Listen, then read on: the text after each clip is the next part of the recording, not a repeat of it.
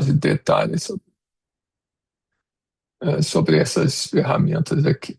Então, o papo de hoje é basicamente um survey bem rapidinho sobre o que o pessoal chama de vibe coding, em oposição ao que se chama de agente coding. Eu andei, como nas aulas passadas, procurando surveys recentes sobre esse assunto e achei um bastante recente, 15 dias atrás, sobre vibe coding. Só que esse survey aqui tem a quantidade absurda de 1.045 referências. Eu nunca vi uma coisa dessas na minha vida. Esse que eu vou me concentrar na discussão de hoje tem bem menos referências, mas ele faz um ping-pong interessante entre a ideia de vibe coding e a ideia de agente coding. Tem uma série de outros papers aqui que eu andei olhando. Esse, em particular, discute como que a gente pode introduzir a noção de verificação formal na ideia de vibe coding. Então, nossa aula de hoje, o papo de hoje é basicamente essa referência. E aí tem uma coisa mais prática, que são esses blogs aí que aparecem no Medium. Esse aqui em particular é interessante porque ele testou vários desses geradores de código e analisou em mais detalhe qual é o desempenho das ferramentas. Esse paper tem uma versão, isso aqui é de 8 de agosto, né? Tem uma versão publicada um pouco depois, que ele entra em mais detalhe em alguns desses geradores de código. Bom, então vamos lá. A ideia daqui, então, é a gente separar um pouco a ideia de vibe coding quando a gente imagina que tem alguém usando um assistente para gerar código. Esse assistente pode ser o GPT-5, por exemplo, embutido lá dentro do ChatGPT. Aí você pega o código e sai por aí colocando em algum lugar e testando. Então aqui o usuário é o dono da bola. Em oposição a isso, agente coding se refere a você construir um agente autônomo, né, que é capaz de, dado um certo ambiente de execução, um monte de documentação, executar tarefas de forma mais ou menos independente, tarefas de geração de código. Então, aqui o usuário é o centro, aqui o centro não é bem o usuário, é o agente de codificação. As diferenças básicas são que, quando a gente está falando de vibe coding na literatura, isso é um processo centrado no ser humano, que aí interage com alguma LLM ou com alguma ferramenta através de prompts. E esses agentes humanos, então, eles são responsáveis por, enfim, testar o código, juntar os pedaços por aí afora. Então, o ser humano é o centro do que se chama vibe coding. Agente coding, você muda o foco um pouco. Então, a pessoa, o ser humano passa a ser alguém que define tarefas de alto nível para desenvolver uma ferramenta ou outra, um software ou outro, um programa ou outro.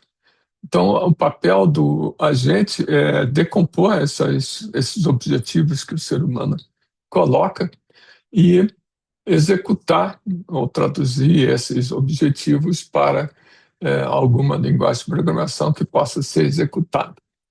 Seja lá qual for essas visões, no final das contas, isso não é tão diferente assim, pelo menos conceitualmente, né, de você traduzir de chinês para um filme, de coreano para português. Quer dizer, você pode usar um tradutor automático e ir aos poucos fazendo a tradução do filme, que seria esse cenário aqui, ou você pode delegar algum agente que, dado o filme, ele sai fazendo a legenda em português a partir da tradução do coreano. Então, no fundo, seja lá qual for esse enfoque, a gente está falando em gerar alguma coisa automaticamente ou com a ajuda de uma LLM. O survey que eu li, ele comenta que a ideia de vibe coding é interessante quando você tem situações onde você quer explorar soluções alternativas ou prototipar, rapid prototyping de alguma solução. Mas ele coloca uma terceira opção que eu não tinha pensado, que essa ideia de vibe coding pode ser interessante para você ensinar linguagens de programação. Então, isso aqui é alguma coisa que a gente tinha que pensar seriamente em mudar os cursos de programação aqui da PUC e levar para um lado de, enfim, programar com a ajuda de alguma ferramenta da vida, né? Então, isso aqui são as situações de vibe coding que os autores do survey colocam. Em oposição a isso, quando a gente vai para o mundo do agente coding, né, a gente está pensando em tarefas mais pesadas, né?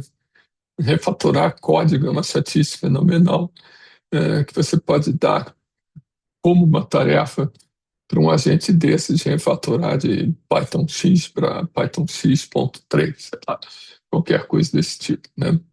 Ou desenvolvimento de mais pesadas, ou você fazer debugging e propagar os fixes de bugs para dentro do código de uma forma sistemática. Isso aqui são tarefas que esses agentes conseguem fazer de uma forma semi-autônoma.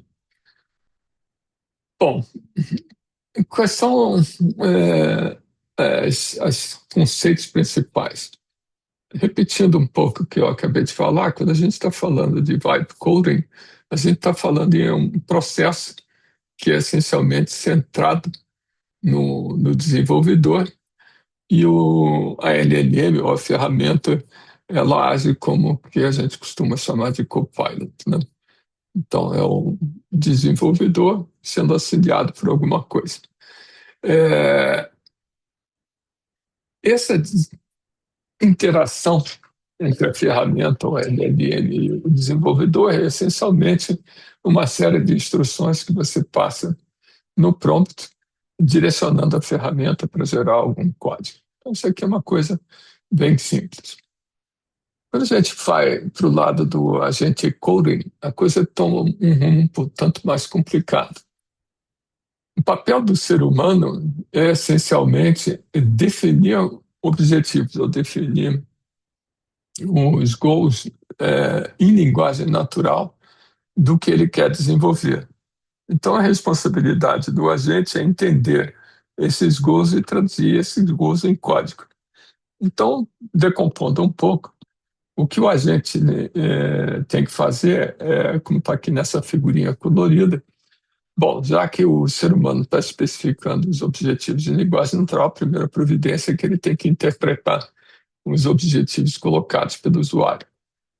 Bom, essa interpretação significa basicamente você decompor os goals em subgoals, e aí para cada subgoal você planejar uma tarefa para executar ou para realizar aquele subgoal.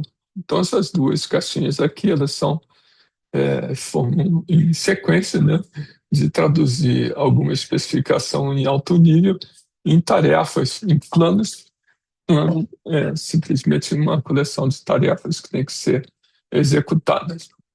E aí, cada uma dessas tarefas pode, então, ser traduzida numa chamada de uma API ou em alguma execução. Então, as ferramentas que estão à disposição, que não estão nessa figura, têm que ser registradas para que você possa traduzir algum objetivo numa chamada de uma dessas tarefas. Isso aqui é muito parecido com a discussão que a gente teve lá quando falou de agentes ou mesmo de interfaces conversacionais para banco de dados, mas não podia ser muito diferente. Bom, essas três tarefas aqui, elas são basicamente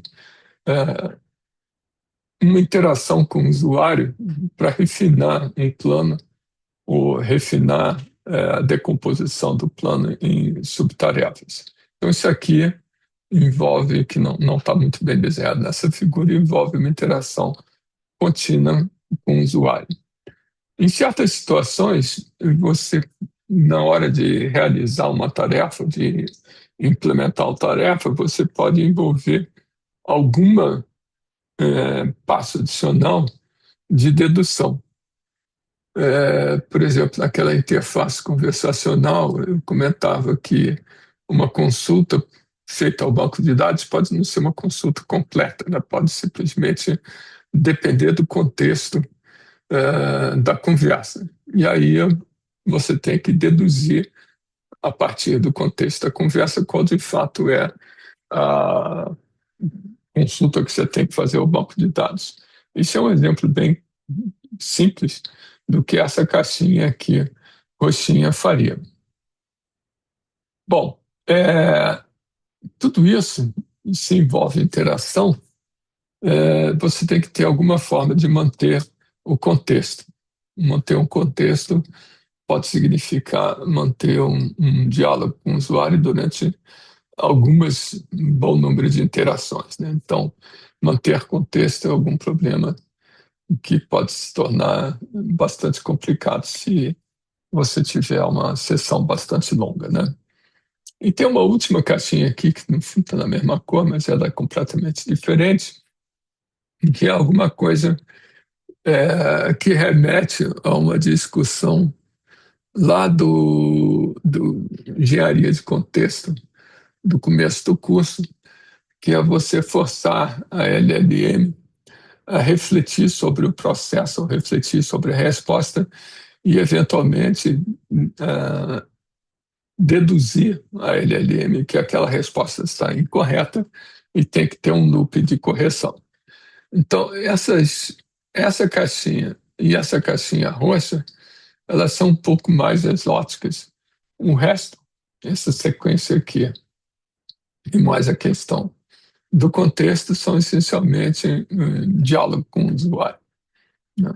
Então, esse cenário aqui é um cenário que provoca a construção de um agente bem mais sofisticado do que, do que essa situação aqui do vibe coding.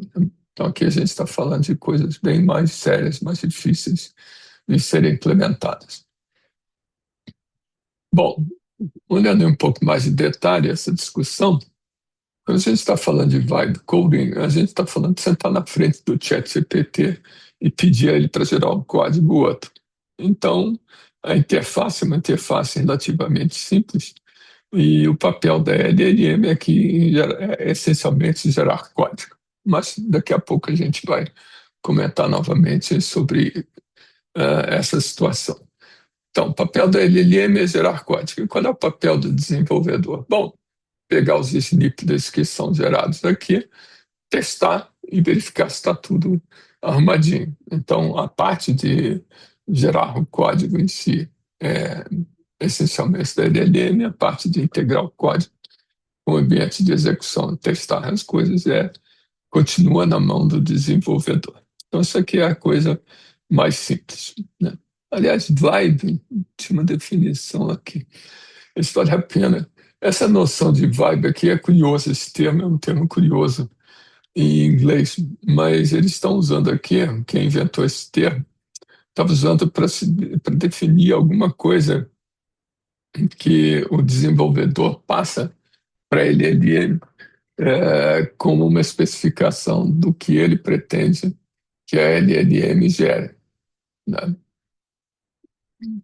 Bom, vamos voltando aqui à sequência de passos. Essa arquitetura da vibe coding, então, é bem simples. No fundo, é usar o chat GPT e ponto final. Quando a gente está falando de construir um agente para gerar software, aquilo que eu acabei de mostrar nas caixinhas coloridas, isso aqui, tem que tomar um fôlego um tanto maior. Então, você tem que ter algum mecanismo de dedução que envolve essa questão de planejamento. Isso, no fundo, é implementado através de prompts para LLM que você tem por trás. Uma vez decomposta a tarefa, entendida e decomposta a tarefa, você então vai passar por uma fase de chamar ferramentas, né? O agente executor vai chamar ferramentas para gerar alguma ação. Gerar ação significa resolver código, né? E tipicamente essas ações são executadas num ambiente isolado, né? Um sandbox aqui no sentido de você criar um ambiente de execução completamente isolado. Então, isso aqui é a arquitetura típica de um agente gerador de código. Mas tem umas outras coisinhas aqui, que é o problema da manter o contexto, exatamente como na questão dos agentes para implementar diálogos. Isso é um abacaxi. E a outra questão é você voltar e dar feedback para o usuário do que está acontecendo. Eu dei um exemplo um tanto mais detalhado quando nós falamos de desambiguar consultas a um banco de dados. Essencialmente, que a ferramenta fazia é gerar uma forma de interagir com o usuário para capturar feedback sobre o que estava sendo gerado automaticamente para construir uma consulta ao banco de dados. Então, essa questão de dar feedback merece uma atenção especial. E aí, como a gente tem uma sequência, uma coleção de agentes, ou imaginar que isso aqui é um sistema multiagente, você pode ter um agente controlador que orquestra a execução desses outros agentes de planejamento, de execução e por aí afora. Então, é bem mais interessante a gente considerar como é que nós vamos construir um agente de software numa situação é, real. Essa tabelinha aqui, ela faz um resumo do survey lá das diferenças entre a gente gerando códigos e vibe coding. Eu não vou ler essa tabelinha, porque no fundo é exatamente a mesma coisa que eu acabei de falar, mas ela acaba virando um bom resumo. Bom, aí vocês vão perguntar, e que ferramentas implementam essas visões? A gente tem um problema sério quando trabalha com essa história de generative AI, é que fazer um survey já é um problema. E as coisas são muito rápidas. Então, mesmo para um survey publicado bem recentemente, 6 meses atrás, a gente tem que tomar um pouco de cuidado com o que está escrito aqui. Quando eu falo GPT, Gemini ou Claude, exatamente qual versão dessas ferramentas aqui, ou dessas LLMs, um autor desse survey estava se referindo, né? Então, isso aqui é alguma coisa que na quinta-feira o Grupo 7 vai entrar em um pouco mais de detalhe. Mas, enfim, vibe coding significa, no fundo, você interagir direto com uma dessas ferramentas que gera código, lá o ChatGPT usando o GPT-5. A gente coding, já aí a gente estaria mais para as ferramentas que esses fornecedores criaram, exatamente para a tarefa de codificação. Uma bem popular é o Codex da OpenAI.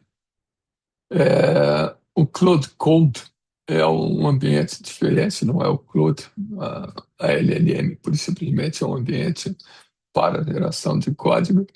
E da mesma forma, o Gil do Google, ele usa a versão mais corrente do Gemini para implementar uma dessas ferramentas de geração de código. Então, esses exemplos aqui do que seria usado para vibe coding, em princípio, eles continuam válidos, exceto pela versão de cada um deles, que hoje a gente tem à nossa disposição. E da mesma forma, quando você fala de Codex, a OpenAI é Codex com Q por baixo, né? Varia bastante o desempenho dependendo do modelo básico, é a mesma coisa para o Claude. Bom, isso é um resumo bem rápido desse survey que eu comentei com vocês, que explora a diferença entre vibe coding, esse survey aqui, né? Entre vibe coding e agente coding. Esse é um survey bastante legível e relativamente atual, e não em oposição a um survey de 300 e tantas páginas. Bom, agora vou fazer uns comentários que tem a ver com, afinal, como é que a gente pode comparar essas ferramentas. E aí o que eu achei assim, bem prático foi um post no Medium relativamente recente, só que esse post aqui, 20 dias depois, esse mesmo autor publicou um outro com alguma atualização. De qualquer maneira, ele teve um trabalhão de pegar 12 dessas ferramentas para geração de código e testar em um número razoavelmente grande de cenários. Para cada cenário, ele media métricas como a curiosidade, velocidade, por aí afora. Vamos olhar um pouco mais em detalhe o que esse survey aqui, que na verdade é um grande experimento, nos mostra. Primeiro, quando ele diz que ele testou em cenários diferentes, os cenários dele são caracterizados por coisas bem específicas, né? Completar código, gerar código, fazer debugging, refactoring, documentar código enfim, entender o contexto que está vendo. Para cada um desses cenários, com essas características aqui, esses cenários recebem um peso. E de acordo com a nota que a ferramenta tem em cada um desses cenários e desse peso, ele dava uma nota final para a ferramenta.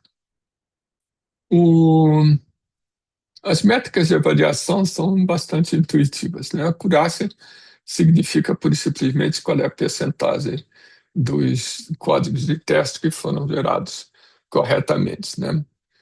Bom, as segundas é um pouco mais subjetivo, né?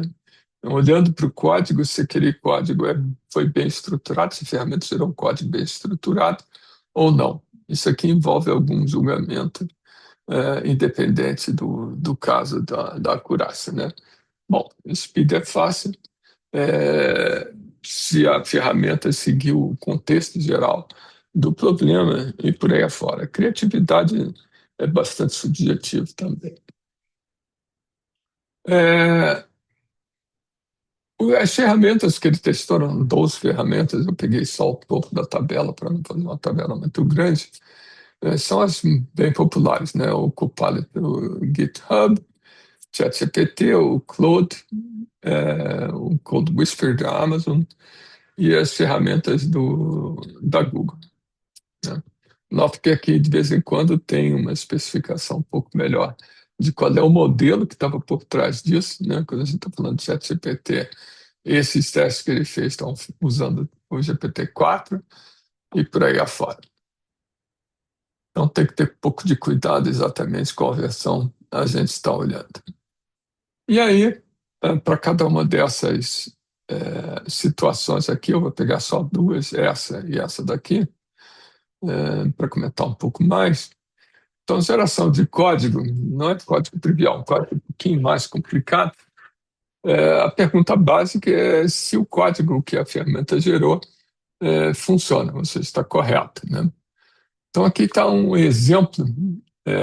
Quando eu digo nesse evento daqui, de geração de código, né, ele criava vários exemplinhos para geração de código. Cada um desses exemplinhos, na verdade, era a especificação em linguagem natural do que ele queria e um golden standard que seria o código que se esperava que fosse gerado. Bom, e aí, rodando lá os exemplinhos dele, ele computou que, no fundo, nessa questão de geração de código, o ChatGPT, usando o GPT-4, foi o que deu o melhor resultado, né, em cada uma daquelas métricas de desempenho, e o score geral teve um certo empate aqui entre o GPT-4 e o Claude 3, mas eles dois foram melhores do que o Copilot do GitHub. O Google não foi particularmente bem, nem o da Amazon. Mas lembre-se que isso aqui é o resultado do benchmark que ele mesmo criou, esse autor aí.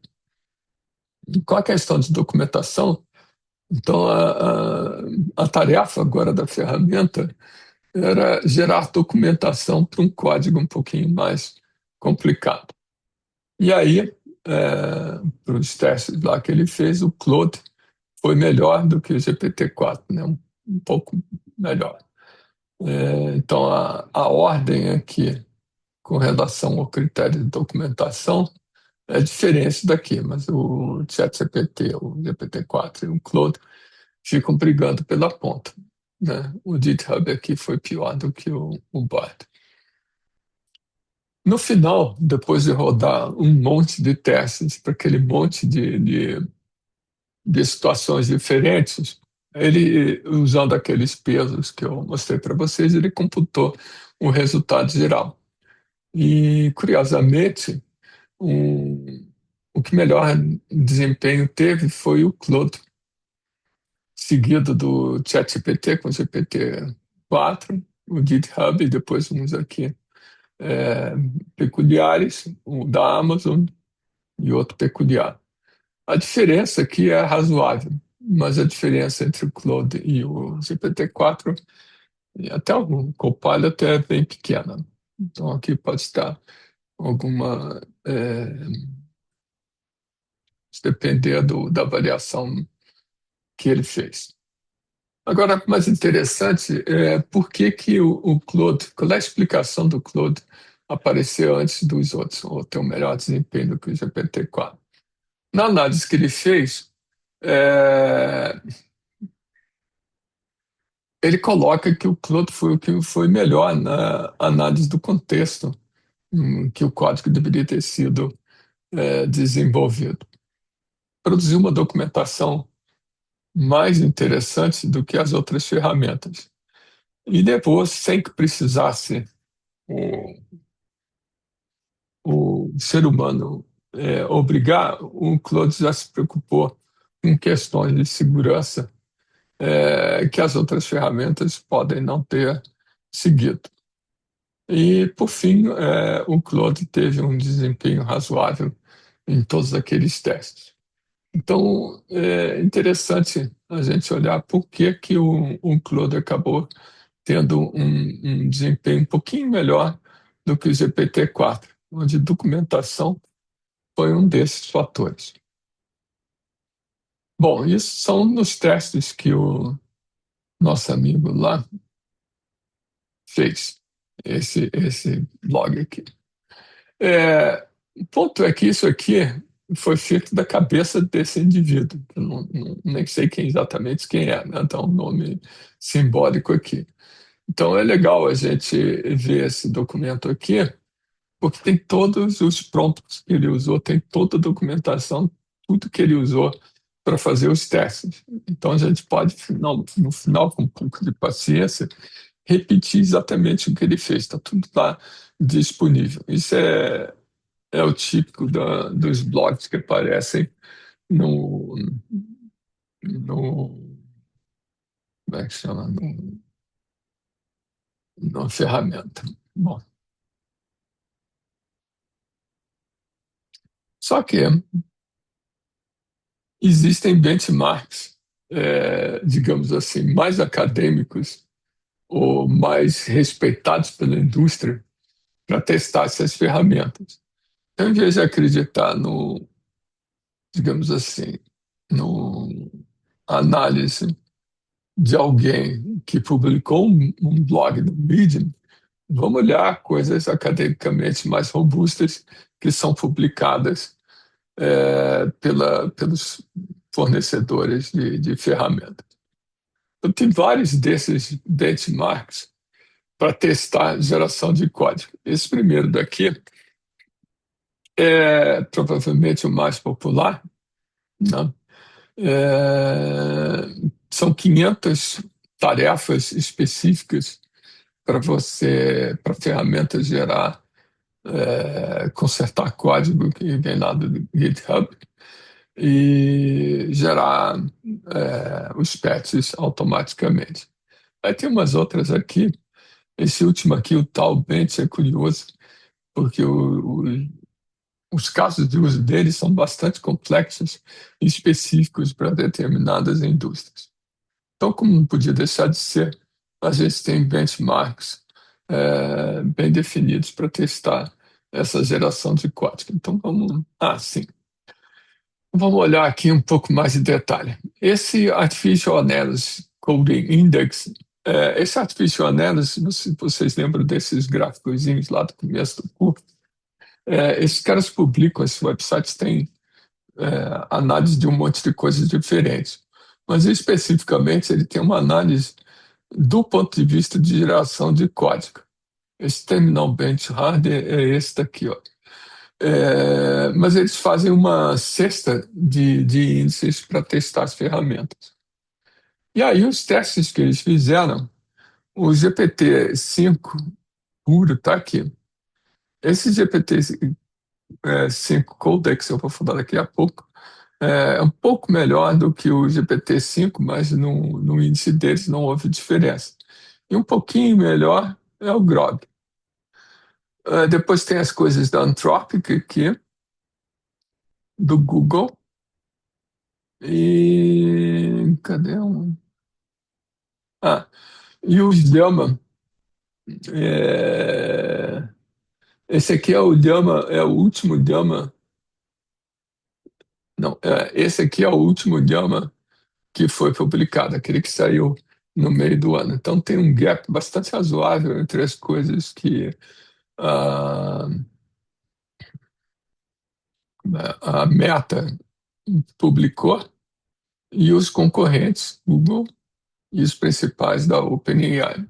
Mas isso aqui é uma cesta de índices, né? De qualquer maneira, dá um panorama mais abrangente do desempenho em codificação.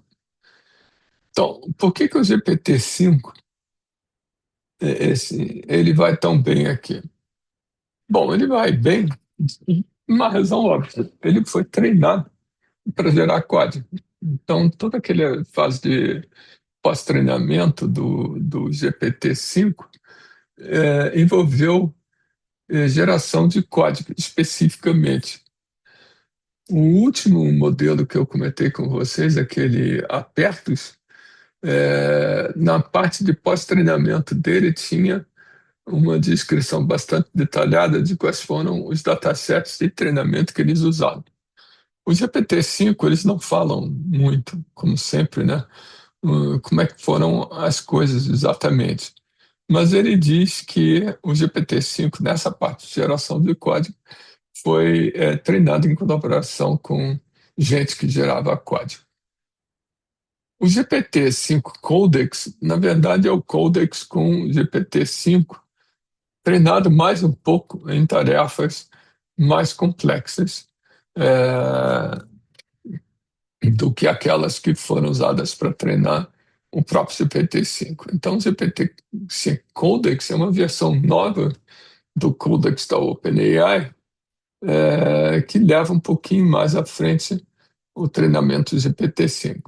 A diferença entre os dois, o GPT-5 é o azul clarinho, o Codex, esse que eu estou falando aqui, é esse azul um pouquinho mais escuro. A diferença entre os dois aqui é negligível, 1,7%. Né? High aqui significa aquela. é, Quando você seta o modelo para fazer a parte de reasoning mais pesado possível. Então, isso aqui tem a ver com o reasoning do GPT para obter esses dados aqui. Mas são resultados bastante razoáveis. Né? Esse benchmark aqui, com essas 500 tarefas, não é um negócio nada trivial. O Gemini, a última versão do Gemini que tem, aqui a gente está falando de 74,5. Né? O Gemini, nesse mesmo benchmark, ele foi quase 10 pontos, não, mais de 10 pontos abaixo do que o GPT-5 Codex atingiu. Então, apesar do GPT-5 ter coisas interessantes como uma janela de contexto muito grande, ele não foi tão bem assim na geração de código. O Claude, nota aqui de novo, o ganhador até agora é 74,5. O Claude, na última versão dele, pelo menos na última versão que hoje de manhã estava, o Sonnet 4.5, ele foi bem melhor do que os outros. 82% no SWE Bench é bastante coisa. Aliás, aqui ó, tem um Codex, é isso que eu estava procurando, o Codex e o Gemini, embora esse número aqui esteja inconsistente com o que é publicado no próprio site do Google. Você vê que 82 para 67 é uma diferença bem razoável. 82 para o GPT-5 Codex ou não, é, bom, 8 pontos a mais, 7,5 pontos a mais. Então, de certa forma, o que aquele sujeito lá que fez a análise pessoal dele sobre essas ferramentas, ele chegou à conclusão de que o Claude era o melhor delas, meio que bate com o desempenho do Claude nesse benchmark popular aqui, o SWE. Só que ele lá, na versão, na sequência de discussão dessa apresentação, ele não estava usando o Sonnet 4.5, ele estava usando outra versão do Claude 3. Né? Bom, então, no final das contas, essa nossa discussão bem rapidinha que o grupo vai completar na quinta-feira, o que eu achei interessante nesse survey é fazer uma distinção clara entre o que é um assistente dentro desse espírito de vibe coding, de você passar a tarefa, pegar o código e você, programador, ter que se virar com o código que ele gera, contra alguma coisa muito mais pesada, onde você tem um agente que de fato toma as rédeas da geração do código e tenta automatizar teste, automatizar um monte de coisas. Então, isso aqui é algo bastante desafiador, comparado com o que o pessoal chama de vibe coding. Bom, isso aí, na quinta-feira, o pessoal vai comentar mais. É muito bonito, isso aqui é uma apresentação conceitual. A questão é saber se as pessoas usam essas coisas. Então, tem um site aqui, esse site que está aqui embaixo, que eles fizeram um survey que foram analisar quem testou e quem de fato adotou. Então, o vermelhinho é quem testou, o verdinho é quem adotou. E aqui tem, por essas ferramentas, né, essas aqui são as dos grandes fornecedores, esse aqui é o Google. Você vê que não foi uma taxa de aceitação, uma taxa de uso, a conversão do teste no uso é substancial a queda. Então não é simplesmente testar, né? É a gente ver quem de fato está usando essas ferramentas. Né? Bom, é, é isso que eu resumi para vocês